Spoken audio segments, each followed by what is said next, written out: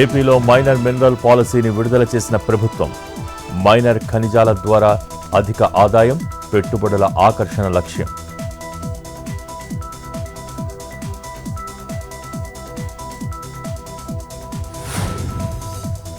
ఏపీలో ప్రతి నెల 3వ శనివారం స్వచ్ఛ ఆంధ్ర కార్యక్రమం.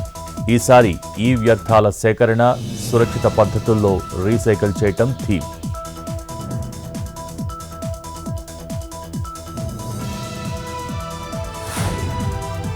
ఇవాళ జీవీఎంసీ మేయర్పై అవిశ్వాసం మీద ఓటింగ్. క్యాంపుల నుంచి విశాఖ చేరుకుంటున్న కార్పొరేటర్లు.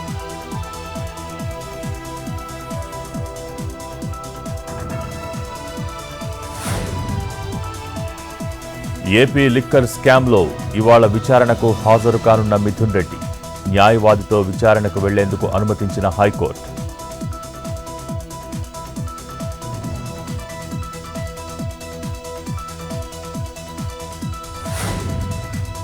ఏపీలో ప్రధాని మోడీ పర్యటన ఏర్పాట్ల కోసం ఆర్గనైజింగ్ కమిటీ ఏర్పాటు. మంత్రులు లోకేష్, నారాయణ, పయ్యావుల, నాదెండ్ల, కొల్లు, సత్యకుమార్తో కమిటీ.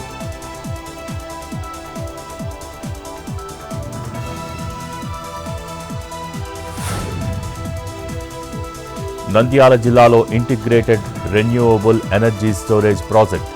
రోజుకు 10,080 మెగావాట్ల విద్యుత్ ఉత్పత్తి అవుతుందన్న కేంద్ర మంత్రి.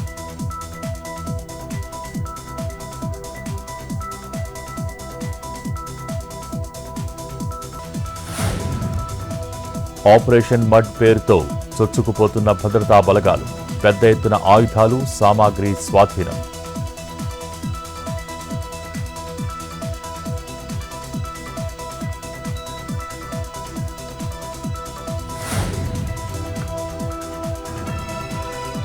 ఛత్తీస్గఢ్లో 22 మంది మావోయిస్టుల లొంగుబాటు.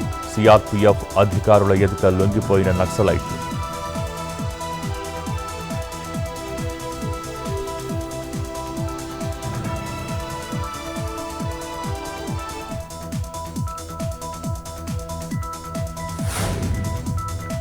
త్వరలో అంతరిక్ష కేంద్రానికి భారత వ్యోమగామి. అంతర్జాతీయ స్పేస్ స్టేషన్లోకి వెళ్లనున్న శుభాంశు శుక్లా.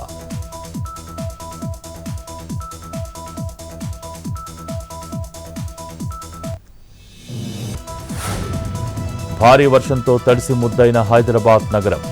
రోడ్డుపై నిలిచిన వర్షపు నీరు, అవస్థలు పడ్డ జనం.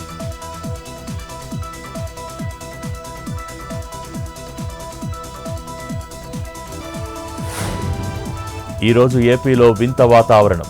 పలు జిల్లాల్లో ఎండలు, కొన్ని చోట్ల పిడుగులతో వర్షాలు.